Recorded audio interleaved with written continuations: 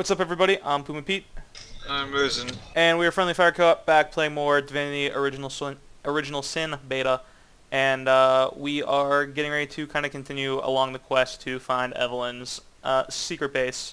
And we just had a fight over here, did a little housekeeping, got some new abilities over the break, and now we're ready to continue. So the next step is to head into this rank tunnel, where you will find, if you have the Aru's failed experiment quest, which we don't, because we're big dumb dummies, and we didn't want to work with the Fabulous Five, and then I couldn't get Aru to give it to me, so whatever. Oh wait, this guy says poor Tom, he only wanted to be an adventurer. Yeah, I know. So I've talked to Visco up here. He's like, hey, where's Mendius? Why didn't he send help? Tell me about the Fabulous Five, blah, blah, blah. What do you know about Arhu? Not oh, hey, I guess that gives us the quest now. Maybe. That would be awesome, because we lost it. Oh, cool. So I guess if you don't get it from Arhu, you can get it from him, and he will tell you that there's a monstrosity in the cave. And if you run down here, it'd be really cool if we could save these people, Mason, but I suspect that might not happen. But run up here anyway. And there are a couple of zombies, and there is the big Cho'Gath Prime, Optimus Prime, super robot in the background here, which is Arhu's Sparkmaster 5000. And apparently, Did I save him? Mason gives 0 Fs about all of those zombies. Not quite, because the big robot's still here. But, you know, you're getting close.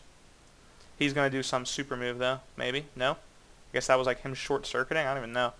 We'll go ahead and slow him down to start.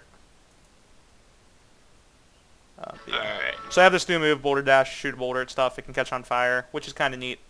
Also have Destroy Summon. So it does a lot of damage to summoned minions, and that is about the only new stuff I have on this guy. But when it is Jahan's turn, you'll see a little bit more new stuff, which is kind of cool. And now our guys are catching on fire. We're not going to save them. They're already burning to death, so screw it. Fun. I actually don't know what happens if you save them, because I didn't do it in my last one. I mean, they're gonna die regardless. They're both kind of. Yeah, but the quest log afterwards kind of implies that maybe you could have saved them if you really tried. I don't really care enough to do so. But one of the new abilities, if you look at Jahan's chart, I got Lightning Strike, which is like an AoE ability, and also Shocking Touch, which shocks people in melee range. So I got a couple new stuff for Jahan, and also a couple new abilities for Medora. Got Phoenix Dive, which is a pretty cool, a little AoE dash move, and also Whirlwind, which is like the next level of Dust Devil, if you will. Also, I could have gotten one other. I could have got in an advanced rank of Rush, but I chose not to do it just yet because I didn't really think it was worth the money. So we'll go ahead and start off with this. And that is her new Phoenix Dive. I just killed the other guy. At this point, we weren't going to save him anyway. Not a big deal. Arhu is frozen. Or Arhu's invention, rather. So we can... Maybe the thing implies that you probably want to res them after. No. I'm pretty sure you can't even. And also, Mason, based on kind of the events that have been transpiring in my other playthrough, it currently seems that in the beta, if for whatever reason you do kill something or something dies and you try to resurrect it, it seems as if it is unable to be resurrected in that manner. I don't know that with absolute certainty, but it certainly seems to be the case. So we'll go ahead. We will we'll buff Medora, give her a nice damage boost because she's about to deal some serious damage there. And Jahan doesn't really have anything huge to do. I know if you hit people with electricity, or if you hit the robot with electricity, rather, it actually does nothing. So do not bother wasting your time with that. I'll go ahead and Bitter Cold him. I don't know if that'll increase the duration of Frozen. That would be awesome if it does. Alright, nice, it does. So I can actually do that again the following turn with Montague, if I so choose. And Visco was the only one I managed to save in my previous playthrough, so I suspect that's quite likely is what will happen again. So how many action points do I have here? 1, 2, 3, 4, 5, 6, 7, 8, 9. So I can actually switch into Power Stance for one of these attacks. And do some bonus damage. And he's cursed now, which is awesome. That lowers a lot of his abilities. Oh, I can't switch out of power stance though this turn. That is kind of unfortunate, so I can't attack him again. I should have He attacked. absorbed 108 damage. Yeah, he's pretty tanky. He's also frozen, which makes him more resistant to melee attacks. Something, snowman. Something, dark side. Sure. Probably not gonna. Oh wow, that did a surprisingly large amount of damage actually. Except the dog is on fire now, which is unfortunate. I guess if you just attack this guy, you can catch on fire. Even though he's frozen. Even though he's frozen. But we're gonna go ahead and we're gonna keep him frozen one more turn actually. Yeah, I know it lowers your damage, but I think it is worthwhile to do so. I mean, if you freeze him again, my thing will be up soon. Alright, well, he's frozen again. Garage. And we can just go ahead and end that turn. We will save the Piercing Ice Shard because that will likely freeze him again. And we will just throw a Staff of Magus. Not a huge amount of damage, but this guy is a bit tanky, so you kind of have to chip away at him a little bit at a time. Visco is going to freaking catch on fire now. Might not even be able to save him, it turns out. But with the power attack, we should be able to do a pretty nice chunk of damage here. I don't know, maybe because we're standing behind him and his engine's here, it burns you? I don't really know if it has quite that level of mechanics, but we'll just take a couple more big swings at this guy. And I don't suspect he's going to give us any trouble. He's kind of been held kind of to the point of uselessness with all of the CC that we've got on him. A couple items laying around, nothing too exciting, but wow, that did a ton of damage. Alright, so it looks like the dog will actually finish him off, which is cool. Maybe. Dog, please. Alright, cool. And turns out we saved Visco. I'm going to throw a heal on him real quick right after this combat is up to make sure he does not die afterwards. So we will go ahead and do that. So he's going to head back to the Legion Barracks. I should actually try to find him in either playthrough. But if you look in the quest log, it actually says we killed all the undead in the cave, but can only save one of the men fighting them. So maybe you can save the other ones. Maybe that's inevitable. I don't know. It seems very difficult to do so because they're so squishy. They immediately catch on fire. They're just not particularly useful in general. But it's not the end of the world if we could not save them. Anything useful picking up here? Not particularly. The big thing that you can actually miss here, though, is this corpse. Mason actually walked right past it. Didn't see it. Did you, Mason? Loot the corpse. There's Charlene's letter. Pretty important to pick up. So we will read that real quick.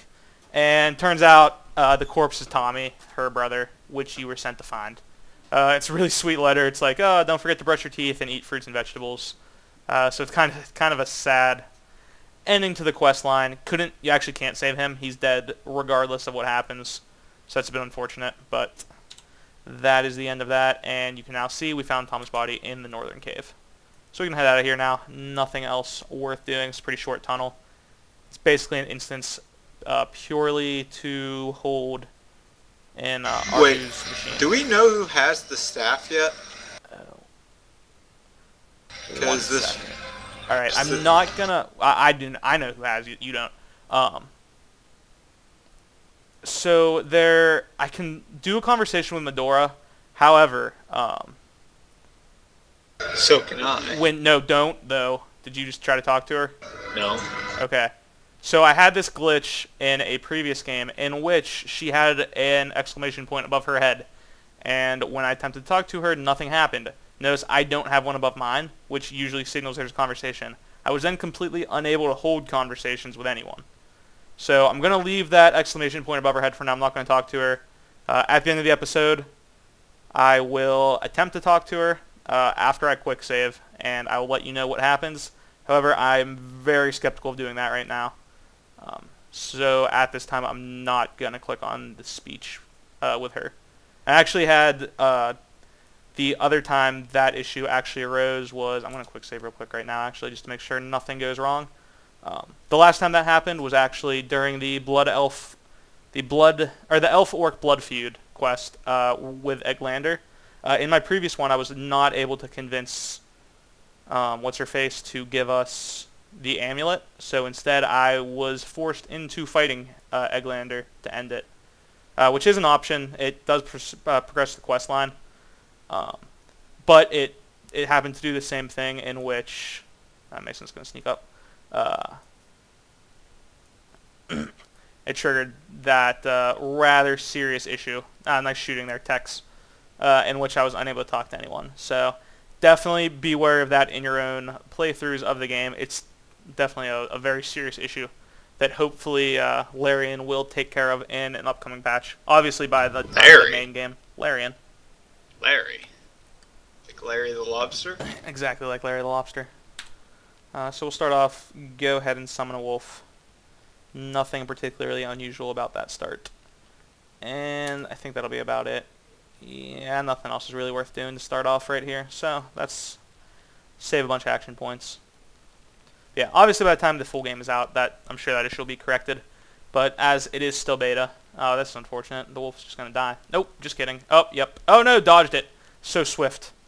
Much swift, very dog. Ooh, that is interesting. Doesn't seem to have any status effects on this. I don't know what that. I'm not sure what that actually did there. But it did a thing, that's for sure. My roommate's swearing. Don't know if anyone heard that in the background. Seemed rather upset. Freeze that guy. Freezing failed. That's unfortunate. End the turn. Not a big deal. And we will enter combat the same way we entered combat the last time on this person. Pretty effective at this point. So, whoop-bam. Knocking down tons of people, tripping them, lighting stuff on fire. Just a good time in general. And we will even try to knock down one of these archers in the back. So, knockdown succeeded. Alright, awesome. So, this fight is going great. Do you have any thoughts, Mason? Also, notice once again the sound turned off. That is definitely another thing I would like fixed. Yeah, Mason, just not, attack the stuff that's knocked down. That's fine, Don't bother attacking the ones that can actually attack us back. I mean, they all have to die at some point. I know, but I mean... I just think you're trying to complain. If you're doing a dungeon in WoW, and, you kill the healer. And a minion's polymorph. You're not going after the polymorphed one, are you? Bam! Rock. Hit Medora on accident. That was unfortunate, but still, bam, rock. So that's my new ability. If it rolls over fire, it will catch on fire, deal some extra damage, which is pretty cool. Also can catch on poison, I guess, would be one way of saying it. It can have some type of poisoning effect, which is pretty cool. So the other ability I picked up with Medora is an improved version of Dust Devil, so I can show you the radiuses real quick. A little bit smaller. This one's a little bit bigger, also does more damage, which is cool. It would be nice if they had different... just knocked out everything there. It would be nice if they had different symbols. So that's definitely something that I would like to see added in the future, but it's not a huge deal. Just kind of a convenience thing. And because they don't share a cooldown, whenever you're kind of still low on abilities, there is a good reason to still have them both. Well played, sir. That's clearly exactly what needed to be done. Oh, you have that ability up. So, shing, shing, shing, shing, shing. Got an explosive arrow from that fight, so that's kind of cool. Go ahead and heal up, and we will continue on our quest. We're actually progressing very close to a rather major story point, which is always fun. So, not quite at the murder yet, Something but we're spoilers. I didn't say any spoilers. I said we're getting close. Mason, this is a gameplay video. If they weren't, I don't know what. If you weren't expecting spoilers, I'm sorry. This is probably not the video for you. Not that I don't appreciate that you're here, but we are actually just playing the game, so spoilers are kind of inevitable to ensue. So we will go ahead, do some looting, heal everyone up, and progress to the next fight, which should be right down here, if I remember correctly. Still not going to talk to Medora. Unfortunately, the speech option does not actually seem to go away from what I saw, which is very, very annoying, but it's kind of whatever. Hey, look, it's Ditmar. Yep. That's what the rat said. The rat said Ditmar had his staff. Yep. And again, that's something I do, but not something you're familiar with. So, just keep going there. And whoop. You missed everything. Well played, sir. I can't even shoot them. Yeah, I was gonna say, I'm pretty sure we can actually have a conversation. It's quick, like, hey, don't mess with the Enlightened One, now the fight's over. You can go ahead and look at the journal real quick, which I will do while Mason does his little move. But with the mysterious murder, path to the lair mentioned in Evelyn's diary was guarded, and we had to fight a sailor named Dietmar and his thugs. Because I actually did that out of order in my other playthrough, which is what I mentioned with the... go ahead and summon a wolf. I had mentioned that I failed to do the Evelyn's key properly. I was unable to actually trigger that line in the quest. So, definitely important, or definitely at least useful to do things in kind of the, not necessarily the right order, but in kind of the game recommended order, I suppose. So, we'll just go ahead and toss a ice shard at this guy. Don't really have much else to do. And unfortunately, I only chilled him, didn't freeze him, but at least now he'll take normal damage. And this fight is not really a big deal anyway. So, just go ahead and charge in on one of the thugs. Knock them down. And we'll just go ahead and end that. It's not even worth knocking down Dietmar, to be honest. Oh, but he has an invisibility ability. It's a hard word to say. He can still be hit with AoE, I think, though. Or maybe not. Actually, you can't catch on fire until it's your turn, so maybe he will be able to. If I remember correctly, that's actually how I brought him out of invisibility last time, so we will see about that. Let's go ahead and end our turn there. I actually have nothing I can do here. Mason already lit him on fire. We'll just go ahead and give it a buff to Medora. And end the turn. So here's my question. Can I hit this guy? Yes, I can. Alright, and so if you have an AoE-esque ability, which I think is pretty much anything that's not an auto attack, you can still hit him. And Mason, please give that to me. There's no reason for you to have it, and I can actually equip it. Do I have it? Threw it at you. Alright. So, that is the Staff of Pergamon, so you can go ahead and check out in the quest line. Cecil's quest involved finding his staff, which just happened to be possessed by Dietmar. And not only is it a quest item, actually a super duper useful staff in general. Gives you +1 Constitution, +1 Fire Elementalist, and 10% fire resistance. I'm actually a little bit torn on which one I want to keep, because I'm going to drop a point of Perception for a point of Constitution. I'll actually take it, though. One cool part, though, is... So technically I don't have the necessary Earth Elementalist stats now to learn Boulder Dash, but you actually keep it. So that's definitely something important to keep in mind. Mason, come up this way real quick. Coming. As fast as my short legs someone can you take can talk to for me who I cannot. So I'll run up here. And talk Is to it the a dead crab? Man. It is a crab. Oh. So you can go ahead and talk to him while I go ahead and loot stuff. Chirp, chirp. The crab is actually really funny. I'm not going to read it all because it would take a long time for Mason. But essentially, the crab is really, really lonely. Maybe it's a hermit crab, which would make sense. But it turns out he just really wants people to talk to. But he will talk to you about the dead man, who, just so turns out, was told by talking statues that he would be able to swim really far. Which is actually kind of the same thing that occurred with the guy that jumped off the cliff way back at the beginning of the game. And here is, I know this is one of the situations that can give you stats. I don't remember exactly what they are. So I will go ahead and say... You know, I like money. I'll say ambition. You like so money. it's bold or timid. I know timid is sneaking, so I'm glad I didn't take that because it doesn't really help me. Bold is leadership. So I passed up on some leadership I passed up on some sneaking to get some leadership, and I will show this real quick, but we're actually not going to do it just yet. If you run up here, you'll find a teleporter, I think. Let me open up my map real quick, actually. Yeah. So if you run over here, there is a teleporter.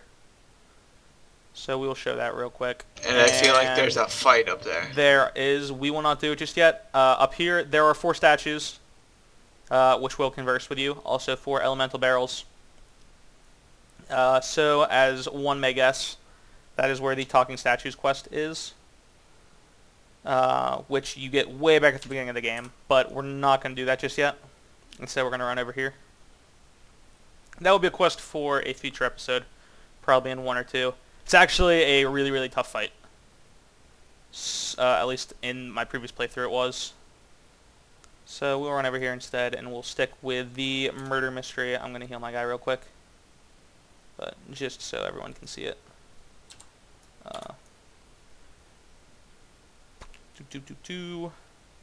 So, Dietmar, super duper close to where you need to be. You can just run over here.